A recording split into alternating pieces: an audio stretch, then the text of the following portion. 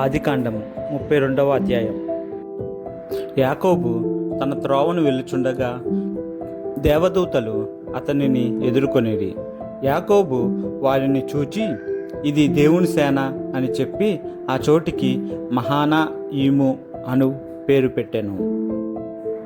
యాకోబు ఎదోము దేశమున అనగా షేయీరు దేశముననున్న తన సహోదరుడైన ఏశావునొద్దకు దూతలను తనకు ముందుగా పంపి, మీరు నా ప్రభువైన ఏశావుతో ఇంతవరకు నేను లాబానునొద్ద నివసించి ఉంటిని. నాకు పశువులు, గాడిదలు, మందలు, దాసదాసీజనమును కలరు. నీ కటాక్షము నా యందు కలుగునట్లుగా నా ప్రభువునకిది తెలియనంపితినని నీ సేవకుడైన యాకోబు అనినని చెప్పుడని వారికి ఆజ్ఞాపించెను. ఆ దూతలు యాకోబునొద్దకు తిరిగి వచ్చి, మేము నీ సహోదరుడైన ఏశావునొద్దకు వెళ్ళితిమి.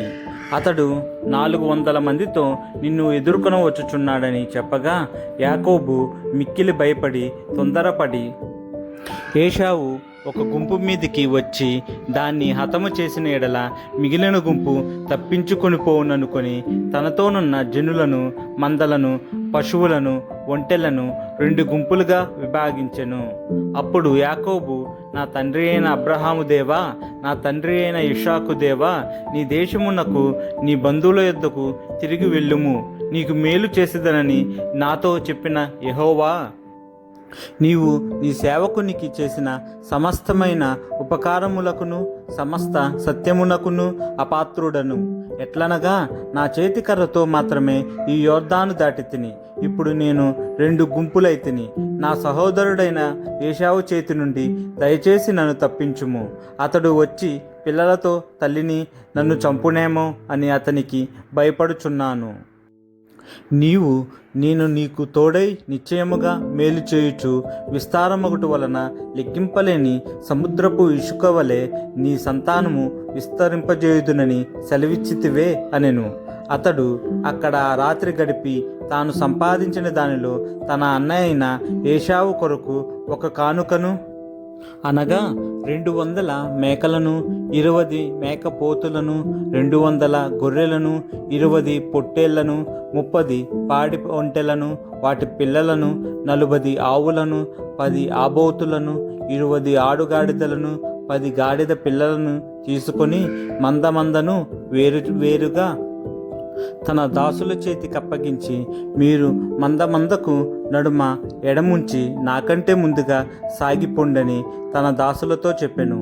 మరియు వారిలో మొదటి వానితో, నా సహోదరుడైన ఏశావు నిన్ను ఎదుర్కొని, నీవెవరి వాడువు, ఎక్కడికి వెళ్ళుచున్నావు, నీ ముందరనున్నవి ఎవరివని నిన్ను అడిగిన ఎడలా, నీవు, ఇవి నీ సేవకుడైన యాకోబువి, ఇది నా ప్రభు అయిన ఏశావు కొరకు పంపబడిన కానుక.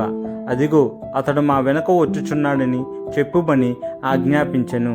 అట్లతడు నేను ముందుగా పంపుచున్న కానుక వలన అతని సమాధానపరిచిన తరువాత నేను అతని ముఖము చూచెదను. అప్పుడు అతడు ఒకవేళ నన్ను కటాక్షించుననుకొని, మీరు ఏశావును చూచినప్పుడు ఆ చొప్పున అతనితో చెప్పవలెననియు, మీరు, ఇదిగో నీ సేవకుడైన యాకోబు మా వెనక వచ్చుచున్నాడని చెప్పవలెననియు, 2వ వానికిని 3వ వానికిని మందల వెంబడి వెళ్ళిన వారికందరికీ ఆజ్ఞాపించెను. అతడు కానుకను తనకు ముందుగా పంపించి తాను గుంపులో ఆ రాత్రి నిలిచెను. ఆ రాత్రి అతడు లేచి తన 2 భార్యలను, తన 2 దాసీలను, తన 11 మంది పిల్లలను తీసుకొని ఎబ్బోకు రేవు దాటిపోయెను. యాకోబు వారిని తీసుకొని ఆ ఏరు దాటించి తనకు కలిగినదంతయు పంపివేశెను. యాకోబు ఒక్కడు మిగిలిపోయెను. ఒక నరుడు తెల్లవారు వరకు అతనితో పెనుగులాడెను. తాను అతన్ని గెలవకుండాట చూచి తొడగూటి మీద అతనిని కొట్టెను. అప్పుడతడు ఆయనతో పెనుగులాడుట వలన యాకోబు తొడగూడు వసిలెను. ఆయన తెల్లవారుచున్నది గనుక నన్ను పోనిమ్మనగా అతడు, నీవు నన్ను ఆశీర్వదించితేనే గాని నిన్ను పోనీయనెను. ఆయన, నీ పేరేమని అడుగగా అతడు యాకోబు అని చెప్పెను. అప్పుడు ఆయన, నీవు దేవునితోనూ మనుష్యులతోనూ పోరాడి గెలిచితివి గనుక ఇక మీదట నీ పేరు ఇశ్రాయేలే గాని యాకోబు అనబడదని చెప్పెను. అప్పుడు యాకోబు, నీ పేరు దయచేసి తెలుపుమనెను. అందుకాయన, నీవు ఇందు నిమిత్తము నా పేరు అడిగితివని చెప్పి అక్కడ అతన్ని ఆశీర్వదించెను. యాకోబు, నేను ముఖాముఖిగా దేవుణ్ణి చూచితిని, అయినను నా ప్రాణము దక్కినదని ఆ స్థలమునకు పెనూయేలు అను పేరు పెట్టెను. అతడు పెనూయేలు నుండి సాగిపోయినప్పుడు సూర్యోదయమాయెను. అప్పుడతడు తొడకుంటుచు నడిచెను. అందుచేత ఆయన యాకోబు తొడగూటి మీది తుంటి నరము కొట్టినందున నేటి వరకు ఇశ్రాయేలీయులు తొడగూటి మీదనున్న తుంటి నరము తినరు.